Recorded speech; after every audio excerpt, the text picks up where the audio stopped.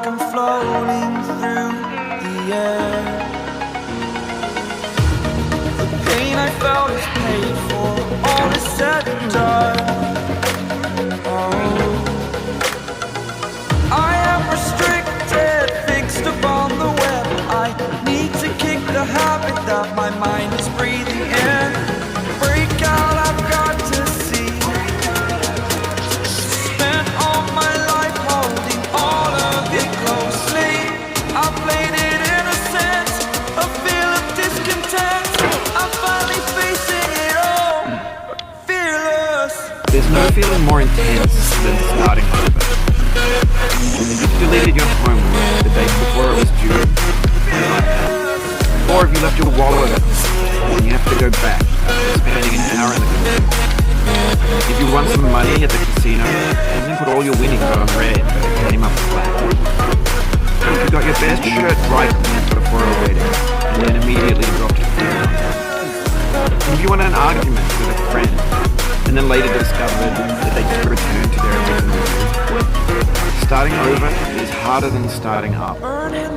If you're not ready for that, like if you've already had a bad day, then what you're about to go through might be too much. Feel free to go away and come back. I'll be here. Alright, thanks for coming with me on this trip. But I'll understand if you have to take a break at any point. Just find a safe place to stop and quit the game. Don't worry, I'll save your progress, always, even your mistakes. This game is a homage to a free game that came out in 2002 titled Sexy Hiking. The author of that game was Jazzuo, a mysterious Czech designer who was known at the time as the father of B games. And B games are rough assemblages of found objects. Designers slap them together very quickly and freely, and they're often too rough and unfriendly to gain much of a following. They're built more for the joy of building them than as polished products. In a certain way, Sexy Hiking is the perfect embodiment of a B game. It's built almost entirely out of found and recycled parts, and it's one of the most unusual and unfriendly games of its time. In it, your task is simply to drag yourself up a mountain with a hammer. But that act of climbing, in the digital world or in real life, has certain essential properties that give the game its value. No amount of forward progress is guaranteed. Some cliffs are too sheer or too slippery, and the player is constantly, unremittingly in danger of falling and losing everything. Anyway, when you start Sexy Hiking, you're standing next to this dead tree that blocks the way to the entire rest of the game. It might take you an hour to get over that tree, and a lot of people never got past it. You prod and you poke at it, exploring the limits of your reach and your strength, trying to find a way up and over. And there's a sense of truth in that lack of compromise. Most obstacles in video game worlds are fake. You can be completely confident in your ability to get through them once you have the correct method or the correct equipment or just by spending enough time. In that sense, every pixelated obstacle in Sexy Hiking is real. The obstacles in Sexy Hiking are unyielding, and that makes the game uniquely frustrating. But I'm not sure Jazzuo intended to make a frustrating game.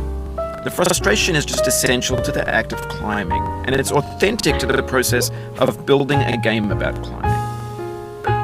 A funny thing happened to me as I was building this mountain. I'd have an idea for a new obstacle, and I'd build it, test it, and it would usually turn out to be unreasonably hard. But I couldn't bring myself to make it easier.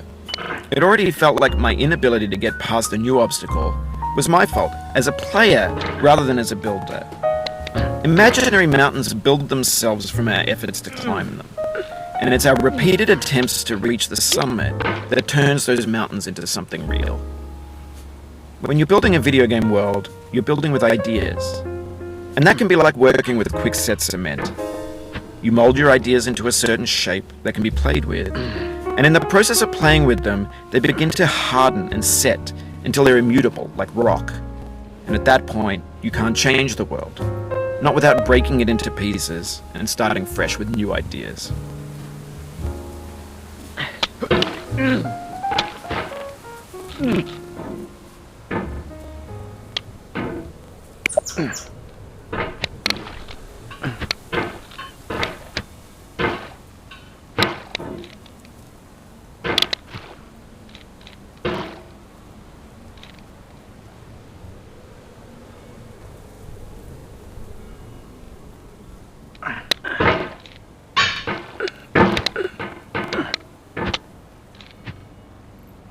Oh, you just lost a lot of progress.